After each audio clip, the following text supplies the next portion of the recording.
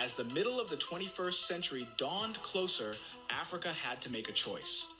Corrupt politicians, exploitation from foreign powers, and climate change depleting resources had pushed it to the brink of its demise. Millions of people suffered from drought and plagues, eating away at the remains of their emaciated frames. As a result, Africa chose to go to war and decided it would endure the cost, for better or for worse. It all began when the terrorists had collectively joined forces to take over West Africa to create an uncorrupt and uniform Africa with one language and culture, theirs. People there either had to conform to their role or perish. The African Union tried to impose sanctions and provide support for victims in the region, but instead of backing down, the terrorists retaliated by taking over other countries further east. Some countries supported their idea of creating a continent with no corruption, even through fear and bullying. Others rejected the idea of losing their cultural identity to violent extremists. Thus began the division of Africa, a dark time full of wailing missiles, mangled bodies, and the heart-wrenching sobs of former mothers. However, in the darkest shadows and deepest crevices, a fire burned, one of hope that burned away the terror of war and left only lasting peace. The UDO group, which means peace in Igbo. The UDO group wasn't an organization that also wanted its stake in Africa, but rather the youth of Africa who advocated for peace and knew the power of unity.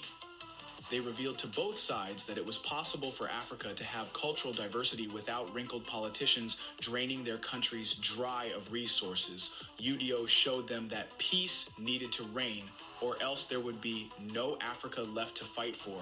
That was all it took to end the war. Soldiers lay down their weapons and refused to battle. Bombers disarmed their missiles and helped to rebuild destroyed homes.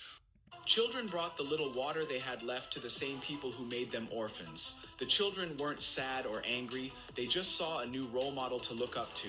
The youth realized the old ways of governing nations would keep Africa stagnant, and that Africa needed to evolve into a continent that could lead its people to economic prosperity. Together, they invested heavily in solar and hydro-powered energy, sustainable automated agriculture, and made education and healthcare accessible through AI.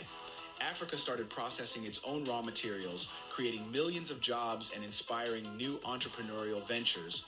Cultures were revived through music and fashion to reflect Africa's beauty and cultural history, and tradition was easily shared through technology. Cities like Johannesburg, Cairo, and Addis Ababa now have towering skyscrapers and lush green fields that boast technological superiority and environmental sustainability. Rhinos are no longer poached in their natural habitat, and the biodiversity of the Congo Basin is protected by AI-powered drones. Africa's high-speed Afri-trains run from the Cape to Cairo, connecting people to new places. Africa isn't perfect, it's better. It's the leader of progress, the innovator of solutions, and the initiator of peace. It is the 2.5 billion people united by tradition and pride, and it is my homeland.